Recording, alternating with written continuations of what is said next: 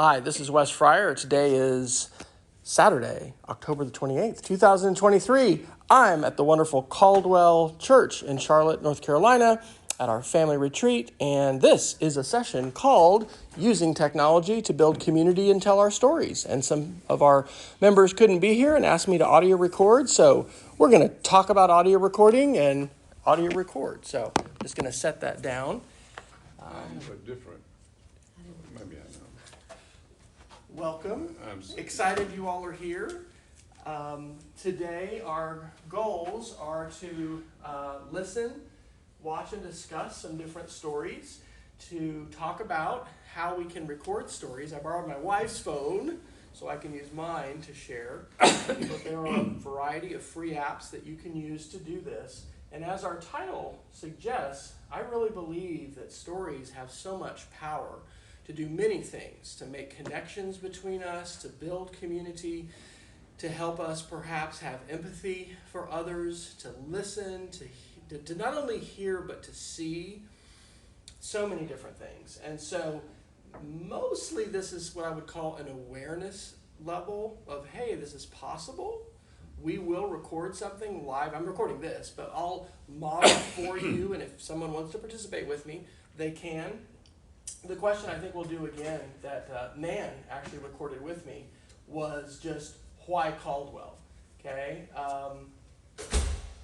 We could have some very simple questions that could probably lead to, you're good, Marilyn, lead to some really good discussion, like, why Caldwell? Why are you here? What brought you here? How have you experienced God's abundance? What do you want to celebrate? I'm not seeing that. If you just scroll down on the page, I jumped ahead, so I jumped out of order. But if you scroll down, this is under the section that is called Examples and Steps. And so, yes, I jumped out of order just a little bit. But by having all of this, you shouldn't have to worry about capturing all this as far as writing it down. It's here, but you're welcome to take the notes that you'd like. What do you want to celebrate? Tell me about your journey of faith. How have you seen God at work lately? What do you believe about Jesus? Those are just a few suggestions. But I like short questions that lead to some real interesting, comments and just dialogue and discussion. And I think that, and stories. Why Caldwell is a good one. All right. So again, we are recording this, so please keep that in mind in terms of sharing. I'm going to invite you in a minute, if you're willing, to talk about why you're here. Like, why is this interesting to you? Do you have a particular person in mind? Or have you worked, are you a photographer? Do you have pictures and you want to put some voice with those pictures? Or anyway, why are you here? These are 4 questions that I will suggest could guide us today in our about hour that we have together. Whose voices do you love? What questions do you want to ask those people? How will you preserve those stories and answers forever? And what stories need to be shared? Now, as we think about that question, whose voices do we love, I'm going to bet some of us are thinking about people who are not with us in body anymore. And one of the things that I have learned doing these kinds of projects and this kind of oral history and what I call digital storytelling work is that it is possible to give voice to those who are not physically on this earth anymore.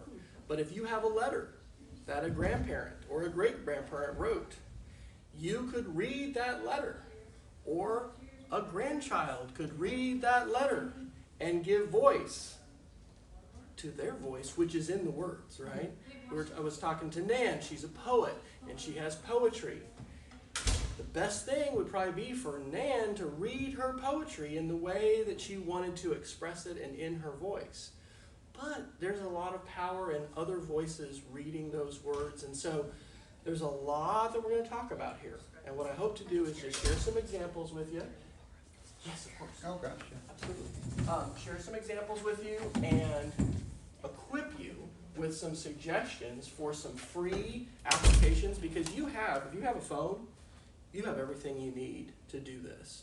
Today, tomorrow, whenever.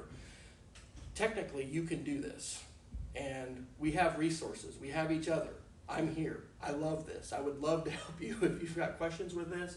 And the reason we're going to start with audio is it's simpler, all right? I've got other examples, but one of the things, there's a lot of fear. There's fear of just sharing in general. When we talk about sharing faith, there's just a lot of different issues. So the technical, I want to assure you, you can do this, all right? And you're going to be able to. Why are you here? Is anybody willing to share your reasons for coming to this session, thinking about using phones, using technology?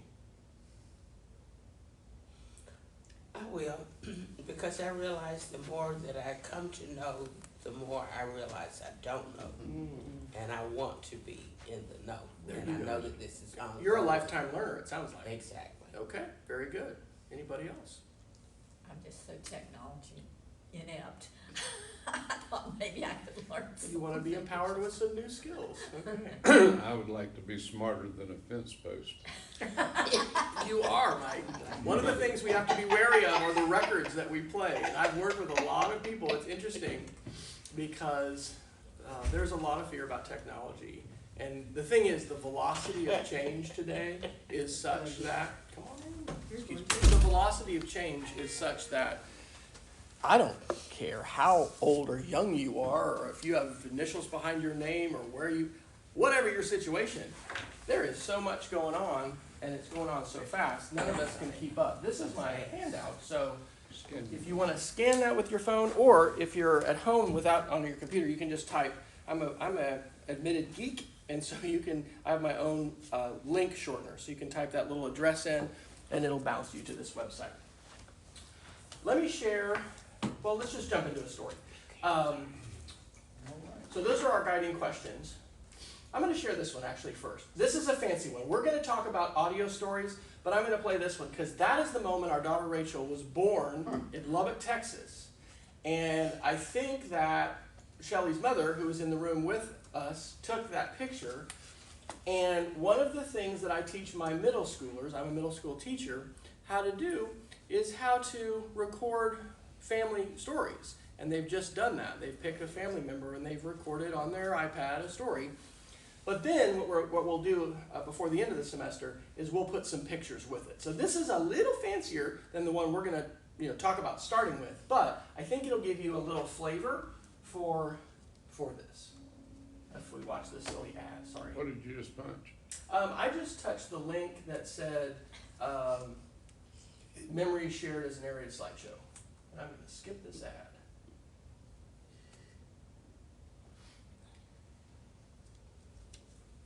Oh, my speaker must have gone to sleep.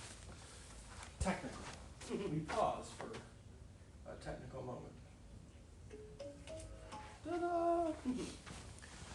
Okay, so this is my voice just put to a few pictures.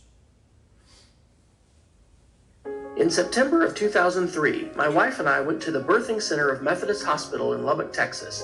Her mom, Clara, was with us during the hours of labor as we waited for Rachel Claire Fryer to be born. This is a photo of the first time I held my baby girl. Childbirth is an amazing miracle. I will never forget this moment as long as I live. The nurse had to measure and weigh Rachel right after she was born.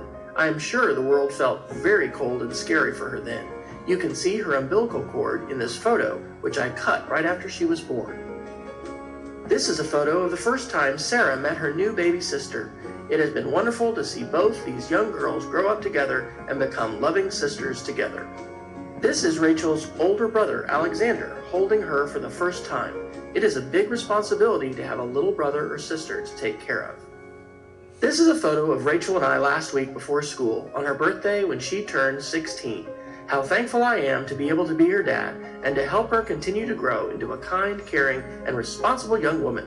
I thank God for our daughter, Rachel. Okay, 1 minute, 8 seconds. Let me close this before we have something I'm not predicting go up on the screen. Thoughts about that? Thanks. I have a question that's sort of out of order, but I was watching this on my phone.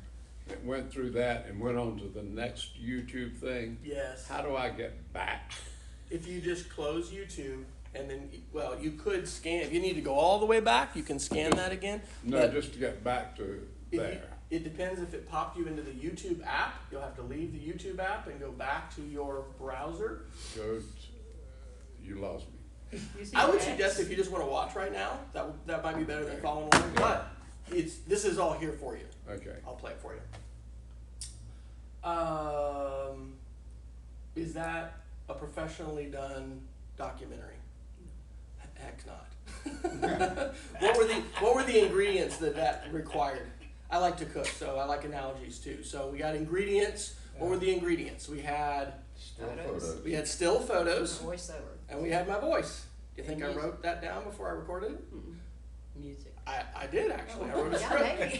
That's a vote of confidence right there in my skills. All right, thank you. Sometimes you can, sometimes you don't have to. But I tell my students, usually if you'll write some questions down, and I'm going to encourage you to do that with this, it'll help you be better prepared and know what to ask. It can also be assuring for the person you're going to interview. This is what I want to talk about. Are there some things you don't want me to talk about, and you can kind of get those sorts of things. You can talk about those things in advance. Something I really loved about it is its brevity, because when you hear from somebody, oh, I want to show you some, you get in your mind all the 4,322 pictures they're going to show you. Yes. And so I just love that you did a lot in a short time. It's chunked, right? And that particular tool, which is from Adobe, it's free. It's called Adobe. It was called Spark Video. Now it's called Adobe Express. It really doesn't want you to record more than 10 seconds a picture. And you hold your finger down and record, and so it tries to do that where it's picture, picture, picture. So I start with that, not to mislead you, like we're not making that today, all right? But that kind of a story is very doable. And I have found, rather than shoot live video, let's interview Marilyn and have her, talking in front of the camera. Number one, that can intimidate people, but it's not as, Marilyn is beautiful, and I would love to see her every day. But when I am doing an interview with her, if she's telling me a story, did you grow up here in Charlotte? What if we could look at a picture of her house that she grew up in? It's still there. There you go. What if we It's could? all in What there. if we could have a picture of your high school where you went to high it's school? still there too. It's called B-roll. And so when you watch a documentary and you get eyes for this, you look. I've found that this kind of a story can be higher quality with folks who don't have as much time or experience working with media. Okay? All right, so I'm next going to play you some examples of what we are going to do, which are audio examples. But I just want to mention this website, Story Chasers. This was a nonprofit when I was in Oklahoma, but we just folded it before I left. It is now what I call a passion project. I love to do this. I love doing this in the context of church and faith and sharing our faith. We are focused today on audio stories, which is the first of 7 different categories. There's an examples page, and I'm going to play some of these for you. These are audio interviews. I have shared some of them on YouTube because they're easier to play, but these right here, that's the only picture that you'll see. This is my daughter Sarah interviewing my dad, who's 82, will be 83 this year, a few years ago. There's examples of all these. We just saw a photo story. We saw pictures that were narrated. And again, that's something that you could have an interview with another person, or you could simply narrate it like I narrated those pictures. I call these quick edit videos. They really don't have much other than cutting off the front and the back. There's not a lot of editing. I was at a trapper's rendezvous with the Boy Scouts years ago, and this old timer was teaching how to make bullets with lead, and hopefully he wasn't getting that in his hands. He probably was. This is a policeman at a neighborhood picnic in my parents' neighborhood talking. That's Rachel at NASA talking about how big the Saturn V rocket is. All these different things. This is a video story which is edited. Have y'all been to John G's barbecue in Peachland? Okay, you gotta go, because that's Destination Barbecue. If you know Aaron Franklin, if you know about Snow's Barbecue in Texas, okay, that we changed is, barbecue. and if you like Texas barbecue, like Texas style brisket, I do, and that's what I love. This was Dalhart, Texas, a few years ago. They have a free barbecue. They have been having it at that time for 72 years. They kill, I think, about 3 or 4 steers, and they cook them in the ground and they give all the meat away. And it's a multi-day deal. So, but I edited that, right? That took more time to edit that. These are narrated sketch notes. You can draw on an iPad or a tablet now, and it will play back your drawing, and you can talk. And I've done these for sermons before, and I've done these for other things. It's another way of telling a story. And then you've got polished documentaries, all right? Here's a Netflix documentary about Snow's Barbecue down in Texas. There's Charles Moore, how he fought with his camera during the Civil Rights Movement. These are all polished. And then we have what we call our multimedia enhanced. I went to Egypt in 2017. You can click on this map and you will see my pictures and my videos and hear my voice. Wow. And it's another way to intersect with stories. So there's a lot here, okay? We're not doing all of that. We are starting at the very beginning, which is the audio story.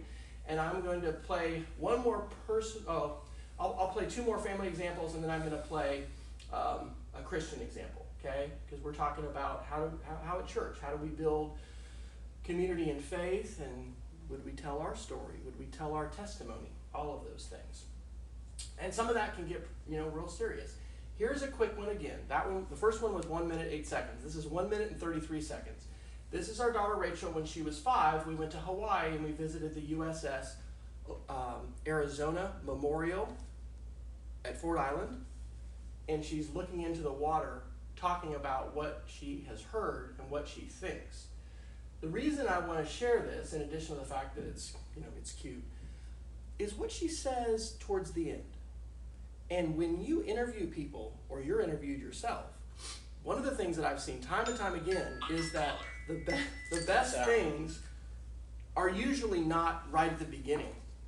It comes later, when things are drawn out, when there's a question. Oral history, to me, involves a rich set of skills, and some of them are kind of like counseling. When I was in high school, we had a peer counseling program, and they taught us to try not to give advice, but some of the skills counselors use are paraphrasing and reflecting. Oh, man, I bet that was tough. Wow, you were 10 years old when that happened to you? Oh, my dad was in the military too. Those kinds of small responses tell the person that we're listening to them, but it can also draw things out. So listen to what Rachel says at the end of this 93-second little recording. This was just audio. My name is Rachel, and now I'm talking about the Arizona ship that sunk. Now, you can see parts of it, but you can't see all of it, but where it ends, because there's 2 balls where it ends. Also, how we got over there, we took a boat, and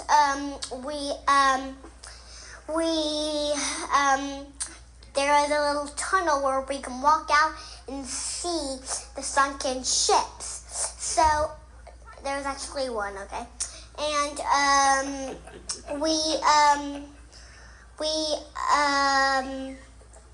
What's special about the ship? well, what's special about the ship, What happened to it? well, it sunk. I know I said that one time, and there was 900. Yeah. There was 900 men that died in that ship, and they're still in there, but their spirit went up and their body went down. And also, the Japanese attacked. It was then they started the war, and that's how it sunk. It got shooting, and that is what I got to say. All right. What do you think? The spirit went up and their bodies went down. Yeah, the spirit went up and the body went down. And that didn't come out right away. That came out with some questions. What was special about the ship? What happened? And I also like that you capture your child in a period of time that you cannot get back. No. And there can be some mourning for thinking about if you didn't, but what can you record now? Are there other members of your family? Are there other members of our church family? Grandchildren? The voice at that time But also the voice right now, right? Our voices. There's a power, there's a magic, there's a texture, there's something about the voice that is really special. There's also something about being in the place, okay? And if you have an opportunity to go to your birthplace or where you grew up, like that experience may bring a flood of memories, right? Sometimes we can have smells, holiday traditions, like different things. Holiday times, by the way, can be a good time to do these. Thanksgiving's coming up. We might get together with family, or we may be with another family, but if we get together with people, it could be a chance to do that. Any other responses to this one, or just thoughts about that one? I just love the fact that the pauses in it, and she's thinking and thinking, and you don't have to see it to understand that that's what's going on. And unlike professional media, which I think it's a continuum, I want to get my kids empowered, and not just kids. I love empowering people with this, right? Boy, can you make a career out of media? Yeah, there's all kinds of stuff going on, but yes, you can be a professional journalist and all this. This is sort of more like citizen journalism. There's good and bad about that, okay? I think a ground war is about to happen in the Middle East. It is happening right now, okay? Gaza is being pounded by bombs, and there's a lot of aspects to things. This technology is powerful. Shelley and I were on a date last night, and I had to say, okay, I gotta put that in my pocket, because I'm gonna talk to her. There's dopamine in our brains that wants to see this screen, and I'm not saying this is wonderful in every way, and it's just a rosy, beautiful world with technology. It's not, because guess what? It's a powerful tool. But this kind of use of what most of us have in our pocket, I think has so much good potential. Family-wise, who am I? Where did I come from? What did my mother think when she was growing up? What were her experiences? All of that is really powerful. Okay, so I'm going to scroll down a little bit further. More examples. My father, in March, got on a Zoom call with his best friend, Dave Bonner, in Powell, Wyoming, because we were talking about this, and said, Dad, there's a picture of them, and I need to get it, so it's here. They went to first grade together. There's a picture of them holding hands outside his house where they're walking to first grade. Powell, Wyoming, very small town outside Cody, west of Yellowstone Park. And, they're both going to be 83 this year. Went to the University of Wyoming 1 year, and then Dad went off to the Air Force Academy. Dave stayed as editor-in-chief of the paper. His son's taken over. Anyway, this was beautiful. An hour telling stories about growing up in Powell, Wyoming. The pandemic was hard in so many ways. But one thing that I think was good is we got some more experience with Zoom and video. And Dave and my dad in Manhattan, Kansas, Dave in Powell, Wyoming, Wes in Matthews, North Carolina, we just recorded that. That just happened in March. So think about that, okay? You don't have to be doing this with your phone, because in Zoom, if you make the Zoom call, I think the calls that are 45 minutes are free. You don't have to pay for it. Record button, you can record. My dad's a vet. He was in Vietnam in '66, flying F-4s. Wow. Interview with him, okay? Okay, and then we're going to go to my mother's. One of the apps that I'm going to recommend to you is called StoryCorps. And so I'm going to tap right now where it says Wes's interviews with his mom. And if you want to do this right now, you're welcome to. On an Android phone, on an iPhone, you can go to the App Store and put in StoryCorps. One of the challenges of these projects we're going to talk about, okay? Because I'm recording right now. I'm going to have, this is Shelley's phone. By the way, I put on Do Not Disturb. Why has Wes learned that when you're recording, it's good to put on Do Not Disturb? You can get sounds and haptics from texts and stuff. It's right. And if somebody calls Shelley right now, it'll interrupt the call and whatever. So that's a pro tip. Because when you're recording, you don't want it to be interrupted. So at the end of this session, we're going to be done. This recording, I'm going to stop, but it's just on her phone. And so somehow I have to think about how I can share it. I could email it to you all, which I can if I have. What I'm probably going to do, I will do. I'm just going to put it on the same website. I'll link it there, okay? So that anybody who wants to find it can. StoryCorps puts this in the Library of Congress and preserves it forever, which is both good and bad. Okay, Felicia was talking about a member of the church that she wants to get an interview, but she's very hesitant. And sometimes the hesitancy comes from not wanting this to be on the internet. Yeah. All right? So it's like a menu, okay? I want to equip you with a menu of choices. And if you have somebody to interview, and my grandmother was, on my mom's side, adamant, you cannot record me. Mom snuck a cassette recorder under her chair one time after probably a few drinks, and got some things recorded. Although that cassette is somewhere in my garage, and I don't have a cassette player. I don't either. I actually have a reel-to-reel. I should have brought as a visual aid. My grandmother, Dad's mom, recorded in 1972. They were recording audio letters back and forth. And if you know someone who has a reel-to-reel player or a place in Charlotte, like, that's what I want to give my dad for Christmas this year, is that recording digital. And his sister, who's 12 years older and will be 95, like, I don't think I could give them a better present than the voice of their mother, who passed away in 91. And it probably won't matter what she was talking about. Like, it was a letter of just life. I might have one. Okay. And we had in Oklahoma City sort of like a vintage tech, used place, and I had tried to get that to work. All right. So here's my interview with Mom. It's 45 minutes. I'm not playing 45 minutes for you, okay? Because we have 35 minutes left. I'm just going to give you a tiny bit of this. But Mom passed away on Christmas Eve last year. I had a couple of these. This was the interview I did with her in the StoryCorps app, talking about growing up as an educator, because she was a teacher. And so on the StoryCorps app, right here on my phone, it's here. But the reason it's on the screen is because I click publish and StoryCorps shares it. So if your situation is such that the person you're interviewing and you, if you're willing to, and you'd like it preserved, StoryCorps app. Free, works on Android, works on iPhone, and they take care of so much. And as I'll try to show you here in a bit, they also ask you questions. They are you in a quiet place? Are there hard surfaces? What does a hard surface do if we're going to interview? What does the hard surface do that a carpet doesn't? Reflects it, right? So better to be on a couch in a carpeted room rather than the kitchen with hard floor. And anyway, it gives you tips and things. All right, we're just going to listen to a little bit of this, and again, I'm going to ask for your thoughts and responses. Are you using my phone? I am using your phone. Did you need your phone? I wanted to have music with my thing. Here, take mine. Do you have Spotify on yours with free music? I do. Better take Ann's than mine. Okay, we will just go in here and make my own music then. Okay, I'm sorry. I got Spotify. I'm sorry, hon. I was gonna say. Do you want to use my Oh, laptop? I don't You want have my a laptop? traded phone. No, because I don't want to try to hook it up to the Bluetooth speaker. Mine's a mix of Tchaikovsky and Springsteen. Hi, today is January the 16th, 2016.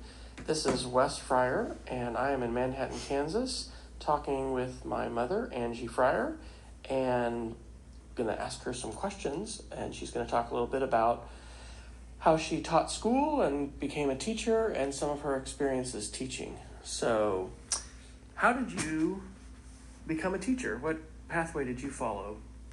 And what got you interested in being a teacher? I started babysitting and teaching vacation Bible school and loved kids. And at the time, there weren't many options open for women. You could be a teacher, a secretary, or a nurse. And I certainly wasn't going to be a secretary because I couldn't type. And I didn't want to be a nurse because I couldn't handle some of the things nurses had to do in those days. But I always loved kids. And so I always knew I wanted to be a teacher. And when I went to college at Trinity University in San Antonio. I did my major was elementary ed, and I did my student teaching in first grade, second semester, in Phoenix District Number 1.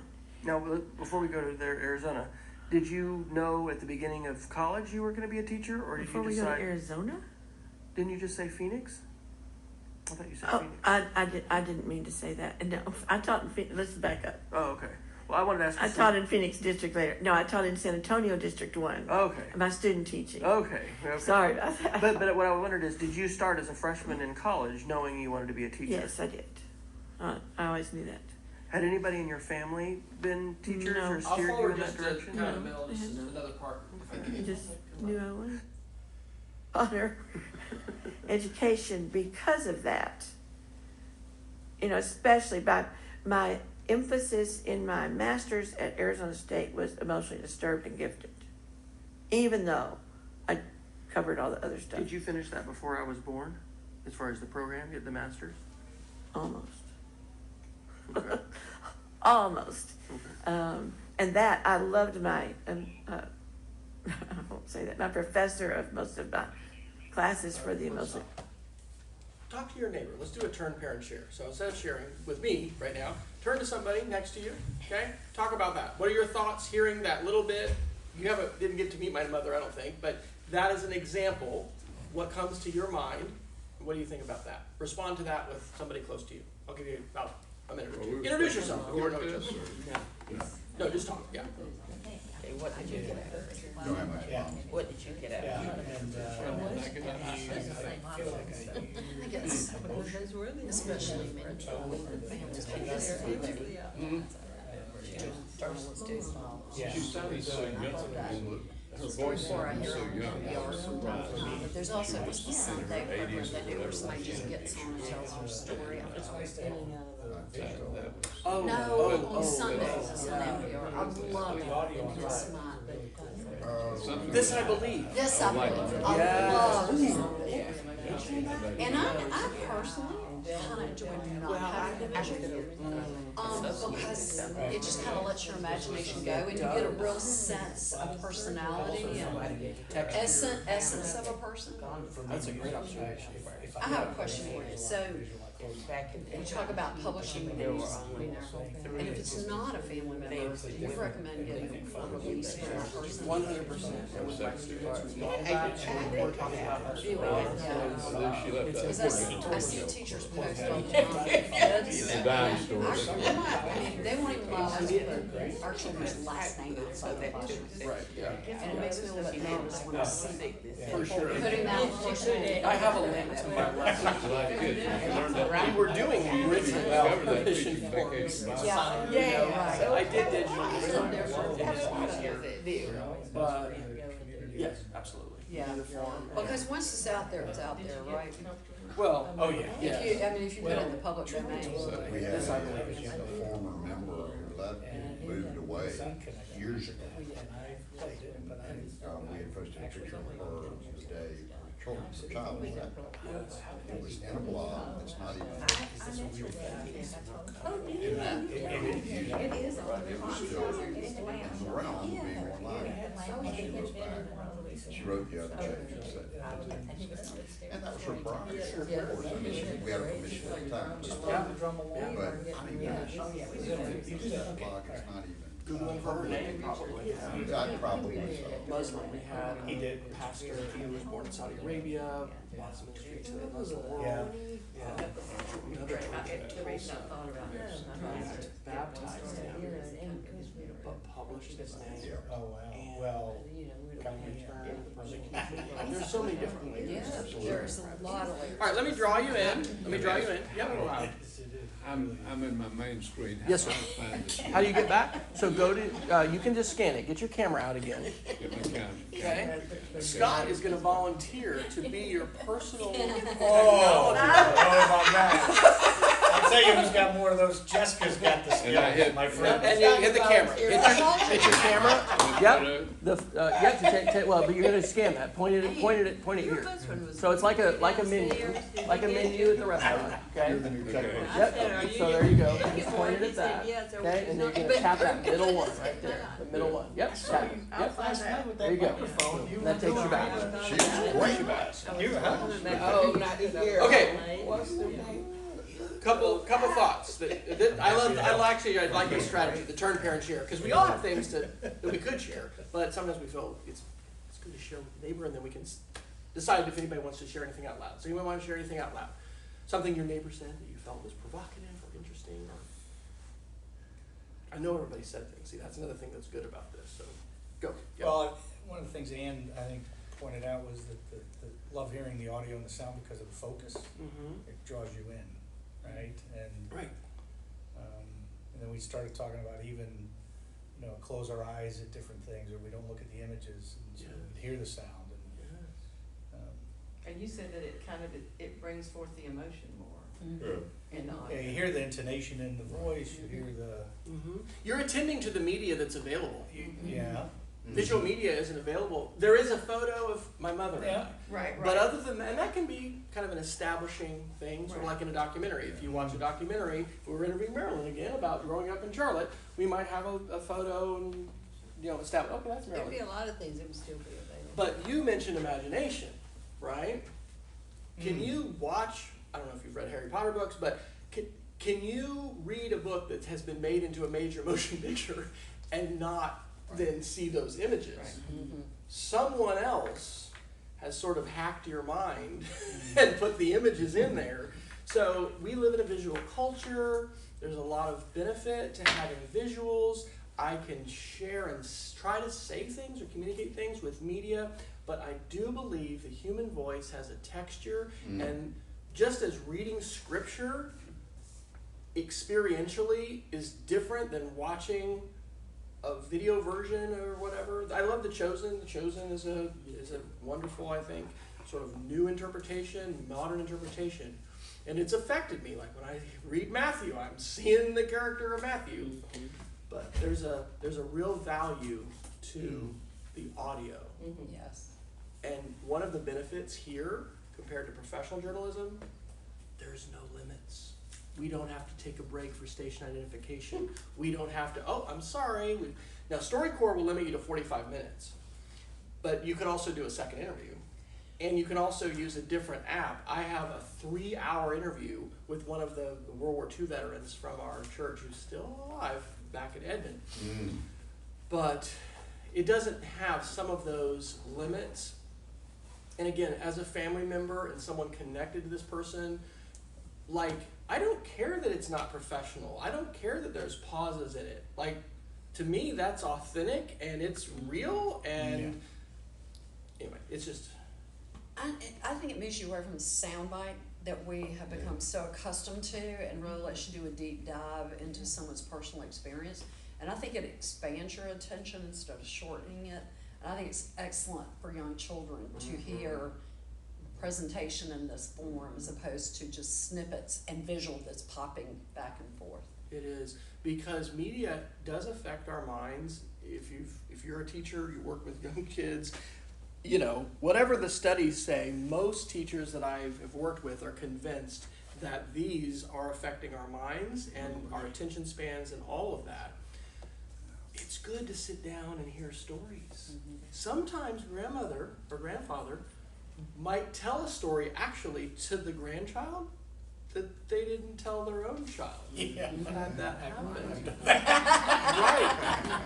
There are so many reasons why this can be powerful. Okay. What was the app that has the 3-hour limit?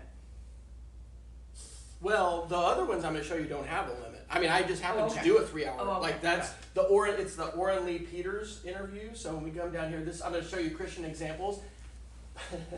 This 4 hours and 1 minute. And this is April the 13th, 2011 with Orrin Lee Peters. And your official birthday to turn 90 is the 23rd, is that right? Or what? No, the 16th. The 16th, okay, the day after tax day. Right. So, 90 years. 16th of April, 1921. Wow. So what's your earliest memory? What can you remember from your childhood that you would say is going back? I mean, you remember before school, or do you remember early days in school? Well, yes, I remember about when I was a kid. I lived on 2nd Street. That's where I was born. Of course, back when I was a kid, wasn't such thing, hospitals. Was a midwife the one that helped your mom, or did the doctor come to the house? Doctor came to the house. Doctors made you send for the doctor, and I'm going to forward into the middle of it. I don't have the chapters right here. leaned over and looked at that map, and I'm thinking, that young bitch can't even read a map. He tells stories about being in World War II. Old smart aleck me,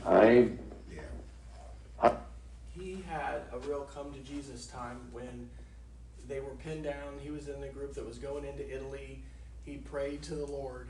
And if you've seen, I think, Saving Private Ryan, like the P-51, he bargained with God, which you're not supposed to do, right? But he bargained with the Lord. And the P-51s came up and they strafed the enemy and they were going to be overrun and his life was saved. And I probably should get a link just to that exact part. But, wow, that was actually the part I knew about that I was most interested in. But when I went over to his house and asked him about his life, we talked for 4 hours. So we did. All right, so this website, under Christian Examples, I started in Oklahoma. We called it Testimonies and Tales, audio interviews about Christian faith and mission work. So there are, I categorize them as mission stories and personal stories. In addition to Orrin Lee's, the interview with Ella Mae Miller, I'll play the beginning of this. When I was ordained first as a deacon, we had a youth deacons program. And I worked with the youth deacons, and they interviewed some members of the church. And so this interview is a little different because one of our youth deacons introduces Ella Mae, and then she tells a story. She was one of the first missionaries to Iran in the 1950s. To where? Iran. Medical and educational mission, providing medical care and schooling. And so you're going to hear how many grandchildren and great-grandchildren. I'll just play the beginning of this. So it's going to be the introduction, and then we'll hear her voice just a little bit. The Faith Podcast Channel, a ministry outreach effort by the youth deacons of the First Presbyterian Church of Edmond, Oklahoma. This podcast episode is the first of 3 parts, featuring an interview with Ella Mae Miller. Ella Mae is a member of our church and celebrated her 90th birthday in June of 2008. She has 5 children, 18 grandchildren, and 19 great-grandchildren. She has lived an amazing life, and in this interview she shared memories of her life growing up, reflections on her journey of faith, and insights about the things which bring her joy as a child of God, living in almost a century on earth. Thanks to Ella Mae for sharing this interview, as well as Crystal McGee for assisting in the interview. When I came to Edmond, I was going to the Baptist youth group then. Okay. But my husband was very active in the Presbyterian youth group. But he met me and wanted me to go to church with him, and I said, no, you come and go with me. I mean, he wanted to know if he could go with me. And since I wouldn't go to his, he wanted to know if he'd go with me. But I was going to the Baptist youth group, and so he came there. Then the girls, all from the Presbyterian group, howled, so they said, you've got to come over to the Presbyterian church because we got to have him. They didn't want me, they wanted him.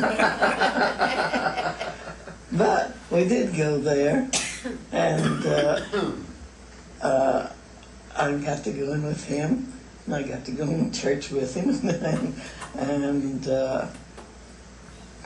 finally, after quite a while, back,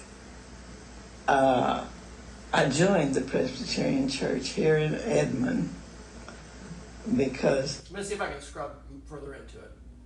Yes, here, I guess I have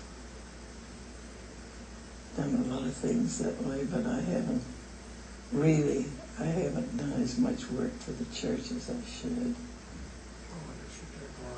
When was the time when you felt really closest to God? Either when you were, this is at any time of your life, would you say you felt real close? And I'm going to ask also when you felt distant from God. So if that time comes to mind first, you could tell that story. But is there a time that comes to mind particularly where you either felt particularly close to God or maybe particularly far away for some reason? I don't know what to tell you about that. On different times when I felt very close to God, and other times it's been kind of,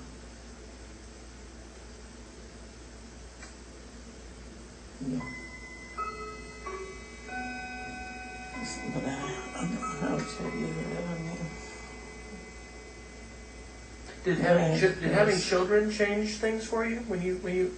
Because how many children? I have 5 children. 5 children. Wonderful children. We wanted 6. We were going to have 6. We planned to have 6 children. And God didn't give me the 6th one. But that fifth one was very nice. Well, in fact, when we were in Iran, we decided to have 2, get them in school, have 2 more, get them in school, have 2 more. Okay. And it worked out until we were in Iran. And I said, it was time to have Crystal. And I said, no way. I said, let's just wait until we get back to the States. Was that because of hospital situations there? Or yeah, what? It was because of us being in a foreign country. I mean, not knowing the doctors, me not knowing anything. I thought, You didn't know the language yet, did you? no. That's her daughter. I just felt like, no, I can't do that. And he said, yeah, God will take care of us. And we got to go ahead or we won't be able to have our children. And he convinced me that it would be no worse than having it in the States, that everything would be all right. It was. So you were born in Iran? Yeah. Wow. She was born in Iran. That was an experience too, because there was not a war, but uprising in Iran. They're trying to overthrow the Shah, and I was time to have Crystal, and I was so worried because if you got sick during the night, you couldn't go out on the streets. Curfew? Curfew was on. So they had me going over and stand all night at the hospital several days before she was born. I stayed all night because I could get up and go home in the morning, but I had to be there before 11 o'clock and go home in the morning because they had curfew. And then another time, they sent us all out of,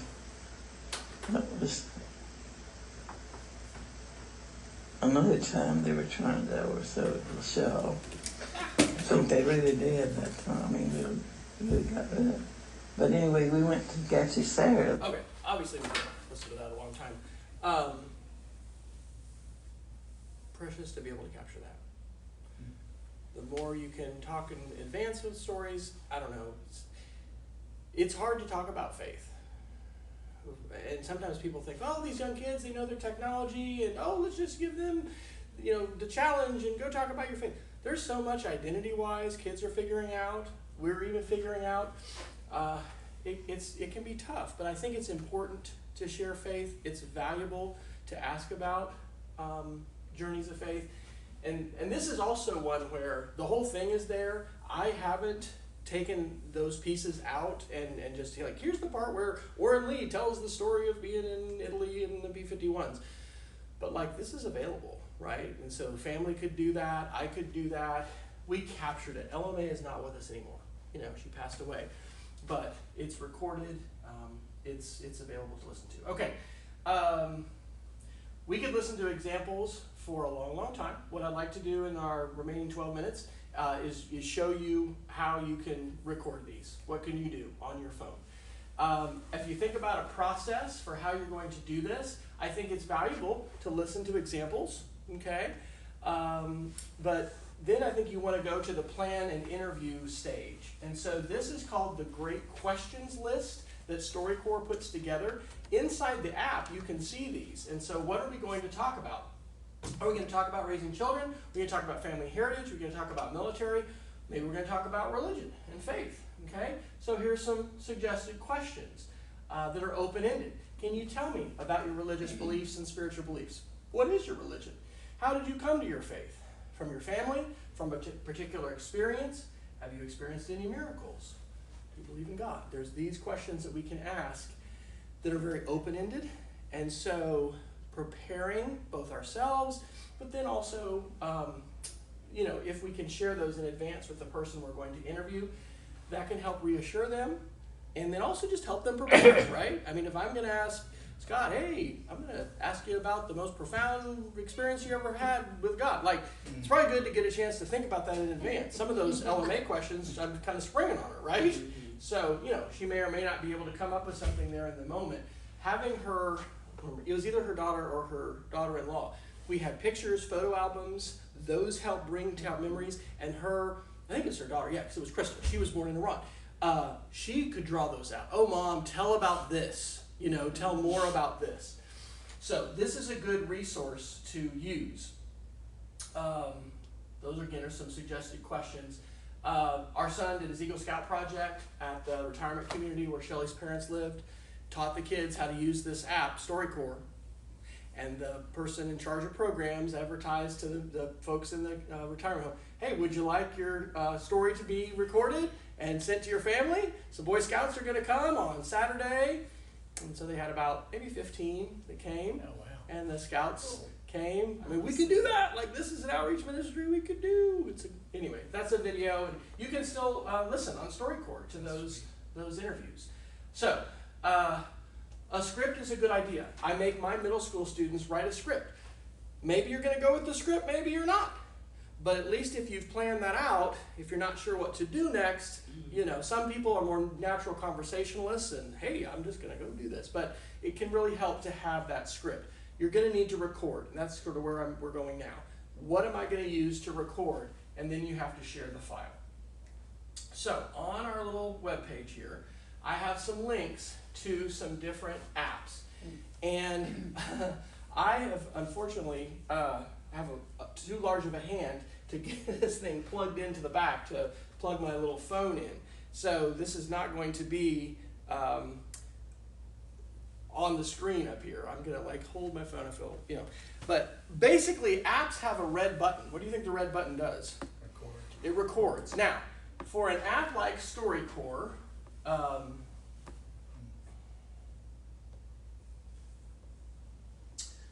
you can go to the App Store right now in the what is it called? Android Marketplace, Play Store, whatever.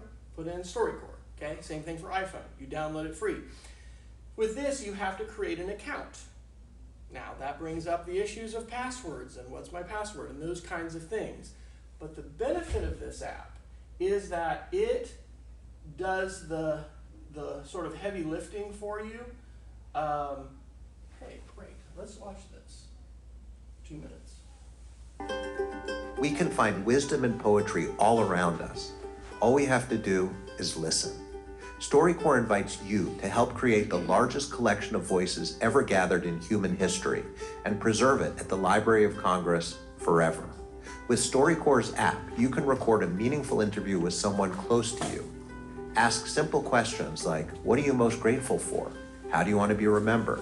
Then listen. It's easy. All you have to do is follow these simple steps. Step 1. Get the StoryCorps app for your mobile device and create a free account. Step 2. Pick a partner. This can be anyone you'd like to get to know better. Choose interview questions from lists provided in the app or written by you, and find a quiet, comfortable place where you won't be interrupted. Step 3. Let the app guide the way. Follow the prompts to begin recording and let the conversation flow. Step 4. After the interview is over, take a selfie with your partner and add a title to help you keep track of your conversation. Add a summary, things like what did you talk about, where, and with whom. Finally, add keywords, simple words and phrases that make it easier for you to find your interview in our collection. Step 5. Choose the privacy setting that feels right, and make sure to publish your interview so it will be added to the StoryCorps archive and preserved at the Library of Congress. You can choose to share your story with the world or keep it private and share your file directly with family and friends. Listening is an act of love and respect. Listening to someone reminds them that their lives matter and reminds us all of what matters most. Help us make history. Download the app. Record your story. Yay! Yeah, that's good. Come on in. Come on in. Are you Mr. West? I am Mr. West. Can you read that paper airplane you made out there?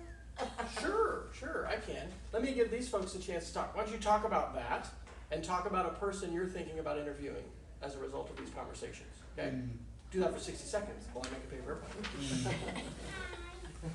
Do you want the pumpkin to show on the outside or not? Like that.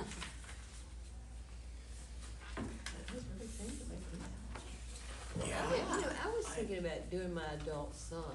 Yeah. You do that a lot when they're little. Right. But who cares when they're older what they think?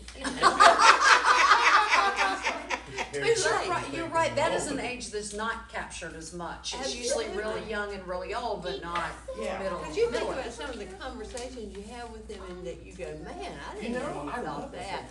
Yes, like he said, you know, why didn't y'all ever give any money to the church? And I said, See if it works. he said, well, when I Is was that okay? little and they passed the thing, Hey, you wait never to see put you. Oh my goodness. You never know what they perceived. You know, that's sort of an important thing Wes, that I was glad to get. Yeah. But I thought talking to your son or interviewing him or whatever elder might be really good. Yeah. When you're saving this StoryCorps, Yes. what do you see, if anything, is the downside of making it public? Some people do not want others to know about them on the internet. So if you choose, and that will be an agreement between you both, to put it on the internet, if someone searches for a name that you put on the title or the description, they will probably find it. Google indexes the web, and that means that when somebody types in my mom's name, Angie Fryer, the First Methodist Church of Manhattan, Kansas, recorded her memorial service. And with permission from my dad, we put it on YouTube.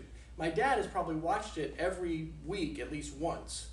And he can just say, he can type Angie Fryer and he finds it. That's a good thing. But if it is something that, if people are not comfortable with that, I would say that's the number one downside. Okay, so I have a friend from my youth that I've not been able to find anywhere. Right. But I could go to StoryCorps, mention his name, and if there's ever been a story recorded about him, it would I would go to Google, use quotation marks around his name. Then it's going to, and do permutations of it. What's the first name of your friend? He was Simon Peter Paul Frederick. Okay, so you're gonna do the permutations of it. He went Right. by Pete Frederick. There you go. So you're gonna search for the nickname, and because you don't know which name was shared, but if you use quotation marks around it, go to Google because Google has the public StoryCorps indexed as well, and you might be, you know, if it's on the web, then publicly, then that would be a way to find it. What do the quotations do?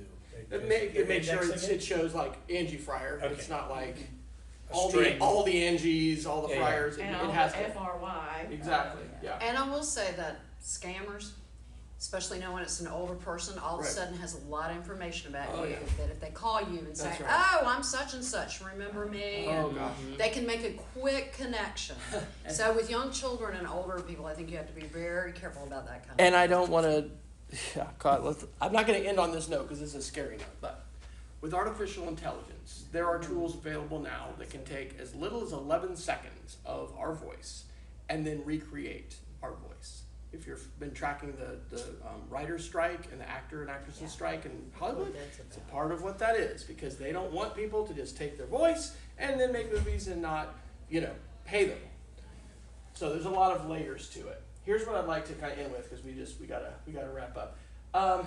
I really would like to have a summer workshop, I've done a lot of these workshops, like a 3-day workshop. This is an awareness one, okay? Because